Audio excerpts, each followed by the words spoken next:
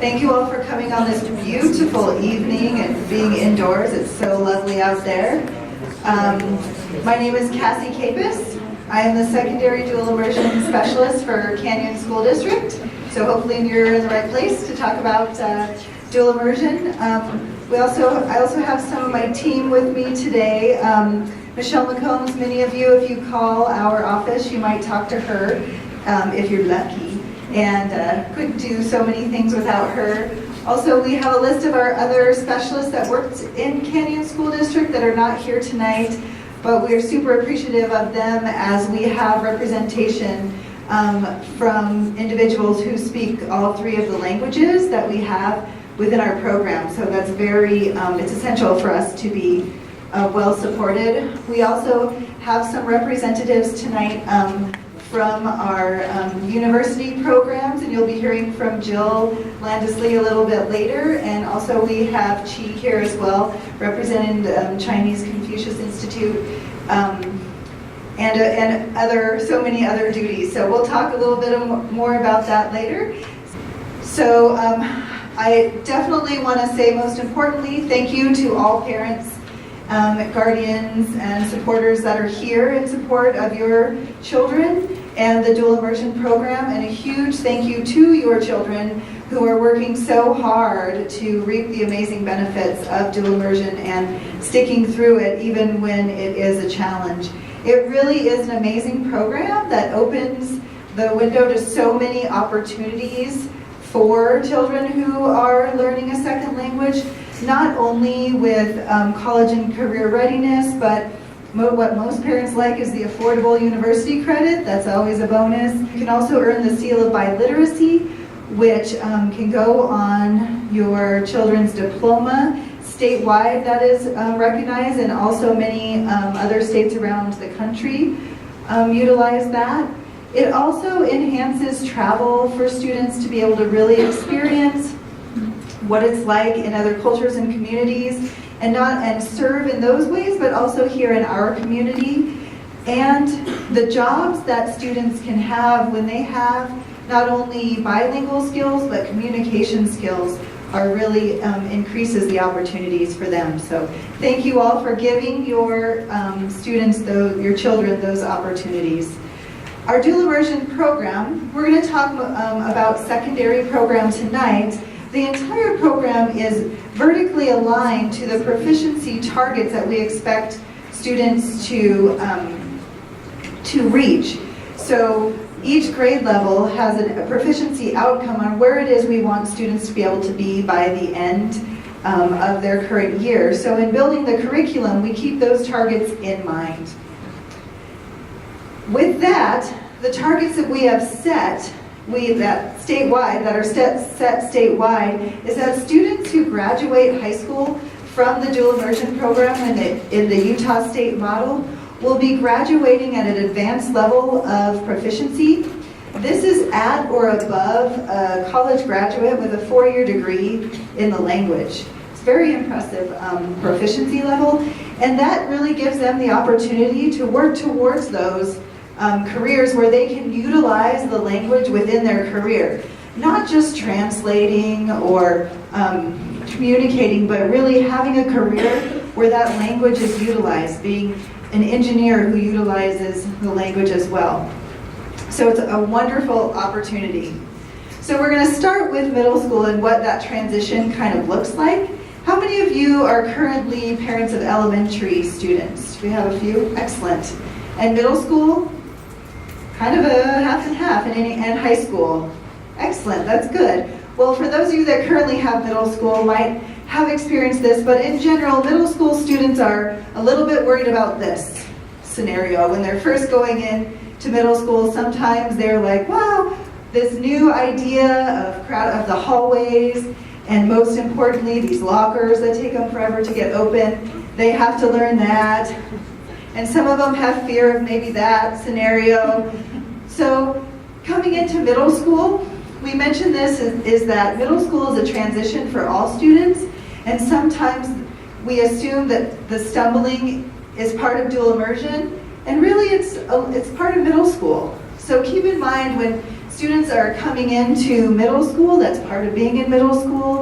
And dual immersion isn't the only thing that's contributing to that.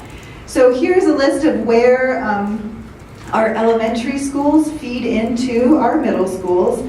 So this tells you what our feeder system looks like and which middle schools will have the program. In general, we try to align the dual immersion elementary school with the dual immersion middle school and keep students within that feeder program. So there is how those feed in. Sixth grade, the curriculum for sixth grade is very similar to the elementary curriculum in literacy. It's outlined the same way, so it gives the students a little bit of a buffer between that elementary and middle school to see familiar structures within their language literacy class.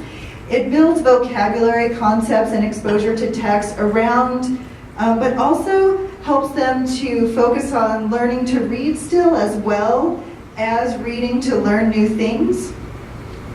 Also in sixth grade, students take their social studies course in the target language, and that is because it's world civilization, so it really lends itself to second language or to target language learning for a world civilizations course, where the topic is relationships over time of people and specific regions within the world, and the dual immersion teachers really target those areas that are related to the target language.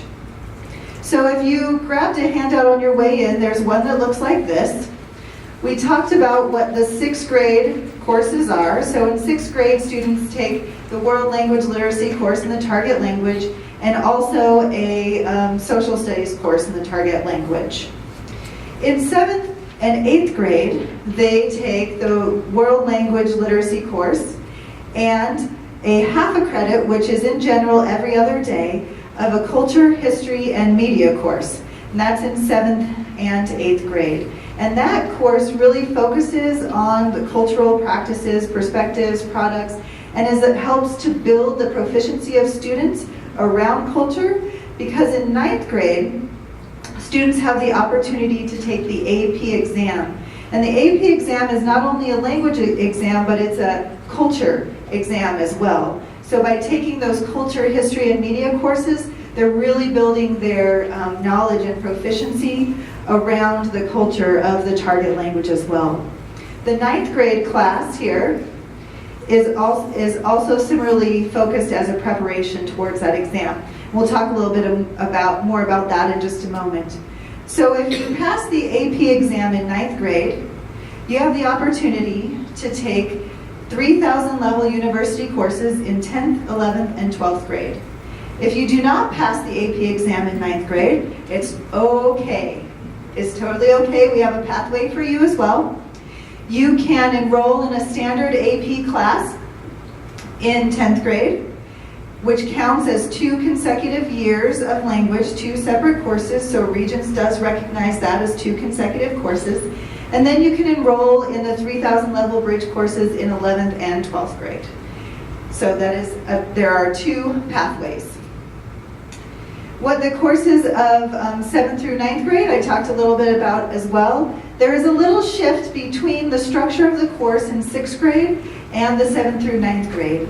So the 6th grade looks a little bit, the target language course looks a little bit more like elementary school, so it gives that little buffer into coming into middle school and all those new things. It looks a little bit similar. In 7th through 9th grade, it steps up a little bit. There's a shift in the structure, and it's really around those AP themes, AP tasks, and practice and content towards being prepared for that exam. So students notice a little shift in the curriculum and the expectations from 6th to 7th grade. The Culture, History, and Media class, like I said, it focuses on authentic text, media, history to help prepare for the AP exam as well. So our end of 8th grade goals are listed here so that you can kind of see where you should expect your children to be at. There are a variety of ways of communicating what that is. So based on the proficiency targets, you have a list of those where a student should be. Also, and proficiency reports. You have been getting proficiency reports throughout your elementary school career. The Apple exam you should be getting from 3rd grade, students get from 3rd grade and up, so there's another way that we're measuring proficiency, and they're all based on meeting these targets. So there should be lots of ways that we are monitoring, reporting, and communicating the proficiency levels of your children so that you know how they're doing in the language and where they're going. So beyond the Apple score in that proficiency report, every grade level in the middle school also has district benchmark assessments, meaning that all 7th graders in Chinese will be given the same three assessments periodically throughout the year. So no matter which school I go to in the fall, I will be giving this assessment in Chinese, so our teachers can really see district-wide how the students are doing, and so that they can adjust their instruction to see where it is they need to be. And district-wide, we do that in all content areas. How we communicate is at the beginning of each year, teachers should be sending a disclosure statement, which basically tells you as parents about their class and includes how we communicate. So within our district, many teachers communicate by either Canvas or by email. So how many of you have used Canvas to see any of the things that your kids are doing? Okay. Some teachers prefer to send weekly information via email as well. So basically, you can find on our district website, you can find the scope and sequence for every course. You can find the list of the curriculum for every course. You can see course descriptions, and that is here on this website, isd.canyonsdistrict.org. And this presentation will be posted there tomorrow as well for anyone that's looking for it. As far as moving from middle school to high school, here's where we have our sites and the years that they are starting with their first dual immersion 5 9th grade classes. So you'll see that next year Hillcrest and Brighton will be joining dual immersion in high school. So we'll have Spanish at Hillcrest next year, and we'll have Chinese at Brighton next year starting in 9th grade. Once again, we try to keep these schools within the feeder pattern so that students coming from Mount Jordan have access to Jordan High School, and students coming from Union and Midvale, which naturally feed into Hillcrest. That being said, we are committed to doing our best to keep those programs within this feeder system.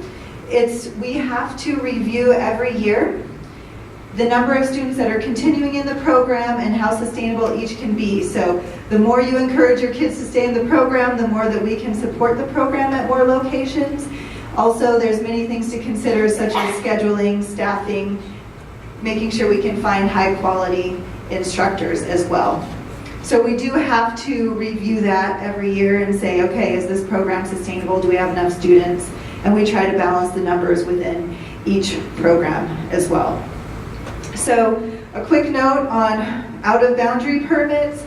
If you are currently attending a dual immersion school and you don't live within the boundary of that school, that is totally fine. You don't need a permit as a dual immersion student. However, if you decide to not continue in dual immersion, you would need to get another permit. So if you decide to drop the program and you're on permit, your permit for dual immersion is no longer valid, and you would have to get a standard open enrollment permit. So we talked about that the dual immersion 5 and 9th grade course is an AP preparation course. It is around the 6 themes of the AP exam, and they do AP tasks in practice to prepare for the exam. It is a little bit different than the standard world language AP class because it is designed specifically for 9th graders. 9th graders are a lot different experience-wise, maturity-wise than 11th and 12th graders. So the class is targeting 9th graders and also targeting the skills and abilities of dual immersion students. So the class is a little different than the standard world language AP class. For that reason, it does count as 2 consecutive years if you need to take the DLI 5 in 9th grade and the AP in 10th grade. Are the AP tests the same that they take? 12th Yep. graders versus 9th graders? Absolutely. So the AP exam is the same all over the country. The AP exam, it is, like I said, a world language and culture exam. So yes, if you're in the world language standard AP class, you take the exact same exam as you would in the dual immersion 5. You can go to this website, ap.central.collegeboard.com, and on this website, you can see past tests. They post previous tests. You can also do some practice questions, and you can see what the exam format is like. The AP course is essentially a study of cultures through examining their products, practices, and perspectives through thematic units. There's 6 themes. So one common question we get from our students really is, oh, we talked about this theme last year. There's a lot you can talk about among these themes. So although the themes, the 6 AP themes are similar in 7th, 8th, and 9th grade, what they're doing in those courses and how they are practicing and experiencing those themes is very different. But all the classes are around those 6 themes. A question we often get is, what is the AP exam like? That's why I give information on that website. But for a quick view, you can see that the AP exam consists of all the modes of communication. So students are expected to listen, speak, read, and write in the AP exam. So you can see the percentage of the test that is multiple choice and the percentage of the test that is free response. So all of these things, for example, an email reply, a persuasive essay, and a conversation, a cultural comparison. If you have current 9th grader, they're going to tell you they have practiced all of these things. They can't practice exactly what's on the test, but they're practicing how to do an email response, how to write a persuasive essay, how to do a cultural comparison, so that they are prepared for this exam. And that is the bridge into what happens in our dual immersion program with the AP exam. What is the next thing? In Utah, we're the only state doing this next thing. So this, to me, is the most exciting thing to talk about, which is our bridge courses. So if students pass the AP exam in 9th grade, they have the opportunity to enroll in bridge courses. And these are 3,000 level, so upper division, university courses. They get university credit. They're accepted by 6 of our local universities. If you look on your FAQ handout, a list of those universities that will accept those credits are there. It's a full year course. They get 3 credits per year. So if they take this course in 10th, 11th, and 12th grade, they can graduate with 9 upper division credits. And these credits count towards a major or a minor, where other concurrent enrollment courses might not count towards that major or a minor.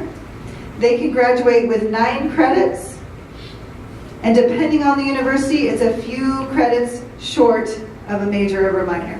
So one misconception we get is that they will graduate with a minor. That is a misconception. Depends on the school. Each university requires a little bit different number of credits, but they can graduate with up to 9 credits. And it's only $5 per credit. I can't believe I almost forgot that. That's very exciting. $5 per credit. Yes? So are these classes offered in the high school, or is it off-site? Great question. It is a co-teaching model. Yeah, there we go. It's a co-teaching model. It is taught by a university professor and a high school teacher. It is on the high school campus.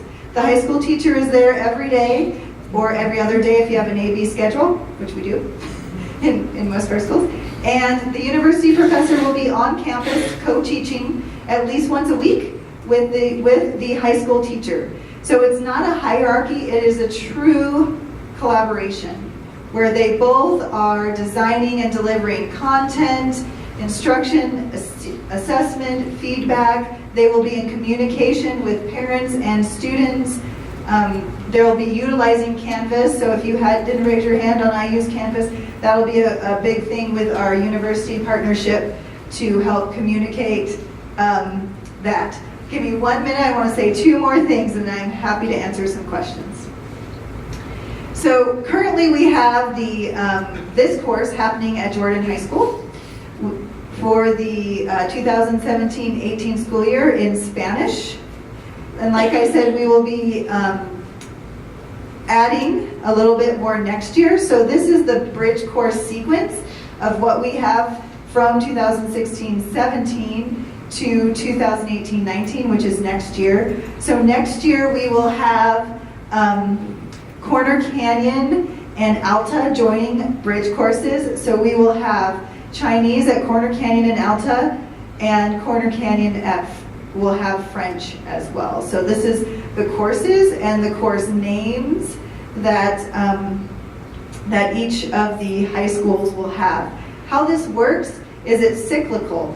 So this is a 3-year cycle.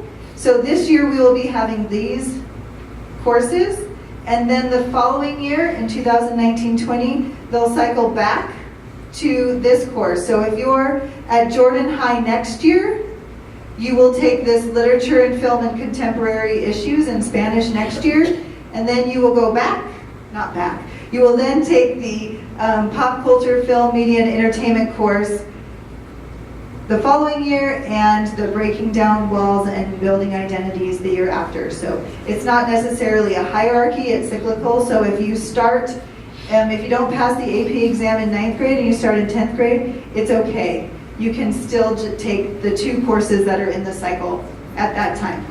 So our next little segment here, and if you look on your FAQ, you will see the list of the teachers for each school and the university professors that we have identified. We have not identified all university professors yet. However, we are excited to say that the University of Utah will be partnering with Canyon School District for all 3 of our high schools that will be having the bridge course next year. Jill Landis-Lee is here, and she's going to talk to you all for a few minutes about the university partnership and how that kind of works, all the work that she's been doing. These bridge programs would never happen without her. She's been working extremely hard to make sure that we have professors, collaboration, curriculum, funding, legislation, all those things. So she's going to speak for 5 minutes or so, and then we will open it up to answer any questions following that. Good. Well, I am here tonight to celebrate about 3 years of hard work to partner your district and the districts in the Salt Lake Valley with the University of Utah. This has been a long process. In part, the celebration is so significant because the University of Utah does not do concurrent enrollment. They don't offer courses in concurrent enrollment. They do offer some very small programs in advanced studies. In sciences, they have a program specifically partnering with Alta High School with an early college intensive pathway. However, they have not been part of the concurrent enrollment platform for a number of reasons. This is breaking a barrier for them, truly. Part of the reason why it took so long is that it's a shift in thinking. It's a shift in thinking about what our students can do. And it's really a celebration to be here with you all tonight because it's a fabulous thing to have a local, the service area of our valley partnering with the closest university. And I'm very proud to be here to meet you all and to announce this tonight. So I'd like to tell you a little bit about what this partnership means, as well as I can answer any other questions, specific questions you have about the Bridge program. And so I want to pull up a quote that's way back from our previous governor, and this is in the inception of the dual immersion program about 10 years ago. The concept was, what could Utah become? What could we be if we promoted a state that celebrated citizens of the world in our educational system? And this is something that I went back to, a 10-year-old presentation and a document that was brought up with business leaders of our state, expressing, and government leaders as well, expressing what do we wish for our students in this state. And so this is a unique vision. All of you, students, parents, you started this program for a variety of reasons, but I have to say that in my heart, the reason why I work with this program is because I see such amazing potential to rise to the occasion with this program. Continuing past 6th grade is a big question.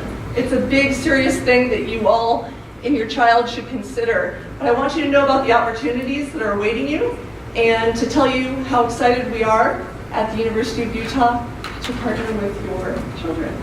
So I really view this program as a spiraling staircase because of the amount of support and planning and structures that have to be put into place to pull this off.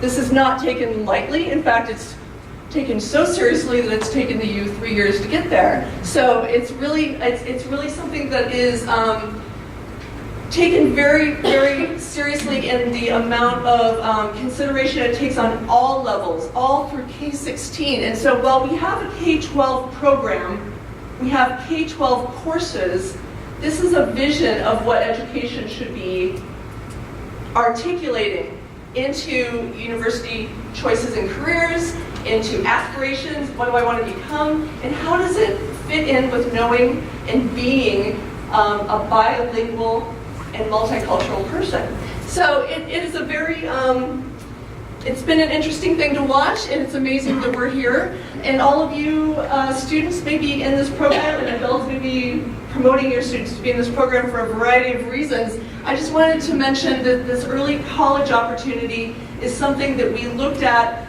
to see how do we support a student as early or as young as 15 years old to succeed. That's how we began this. It's not just throwing another course into a high school sequence, it's not just starting another elective, but how do we try to put everything we know into place to support these students to do well. Part of it is taking the concept of a semester course, a semester university course, and extending it over an entire academic year in the high school. We have time. Let's not rush. Let's not make this an on-campus experience. This is not showing up on campus for your intensive chemistry course that the U also offers, but this is different. This program, this dual immersion program, the conception of it was that every child should have access to this, that wants to learn and know 2 languages in multiple cultures. So while the AP year is intense, after the AP year, it's almost, I watch the students across our state, we have 6 high schools right now in the second pilot year, and the students are enjoying themselves. It's nice to have a course that is supported. It's not as intense as a test-driven course because we have a whole year. We have time for project-based learning. We intentionally build exemplar projects into these rigorous texts and sources and concepts and theories, but we also have time to create things, to connect with the Chinese language community, with the Spanish language community, with the French language community. What are we going to do to bring those communities into our classrooms and really learn who these communities are? This is something beyond a course, we hope. This is the intent. So while you may be in this program because it's early college, you can see the benefit on transcripts, you see the benefit on dollars, of course, to do a university course for $5 a credit is incredible. However, I do want, the thing I decided, and asked Cassie if I could talk about tonight, is what does it mean to be coming into 10th grade with the language proficiency comparable to that of students their junior year or maybe their senior year in a college course sequence. And part of this is the connection to the College of Humanities. Did any of you go to college and take courses in the College of Humanities?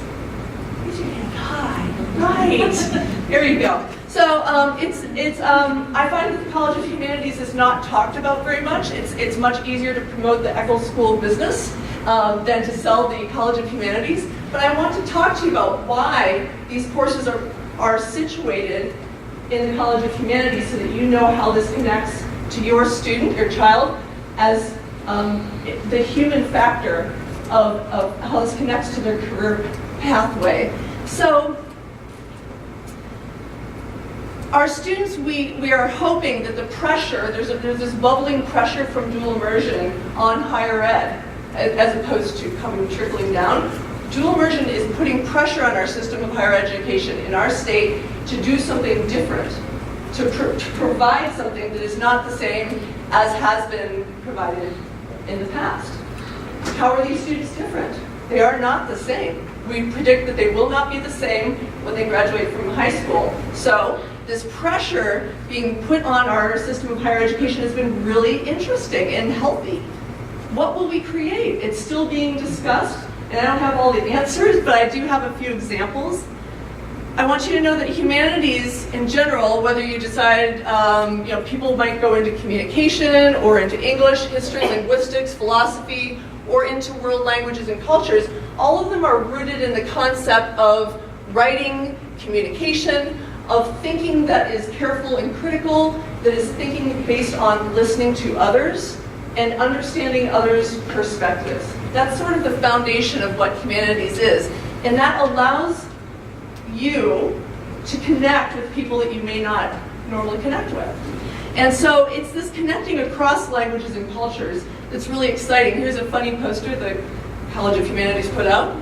Just a good laugh, right? So, we want science majors, we want math majors, we want every major, but there's an interesting connection to humanities, and I'm going to show you a quick little clip about humanities, how humanities is integrated into the sciences, into the various other colleges on our campus. We also have really exciting opportunities. We have the international and area studies where students can learn an additional language. There's less commonly taught languages, and there's amazing scholarships out there for a student who may know, let's say you know Spanish and you want to learn Nahuatl and you want to study and connect with the native populations. You can do humanitarian work. There's amazing things that are happening with less commonly taught languages.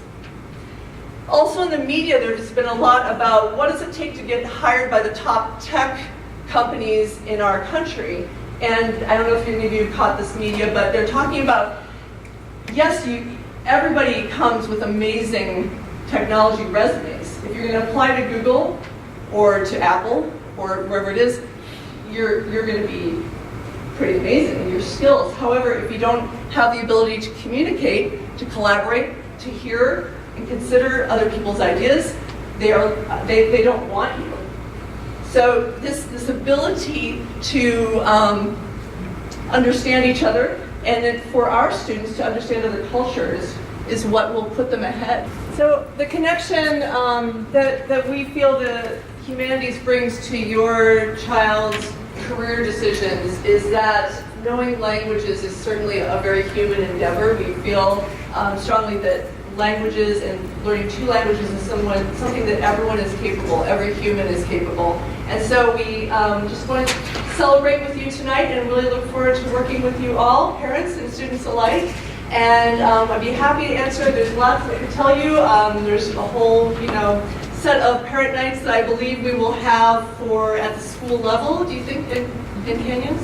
And so you can find out more about the curriculum, about registration, about how concurrent enrollment works through the U, and we're here to help you through this process. So thank you all. I applaud you as parents. I'm one myself with immersion students, so I know it's hard, and I really appreciate you coming tonight. So thank you.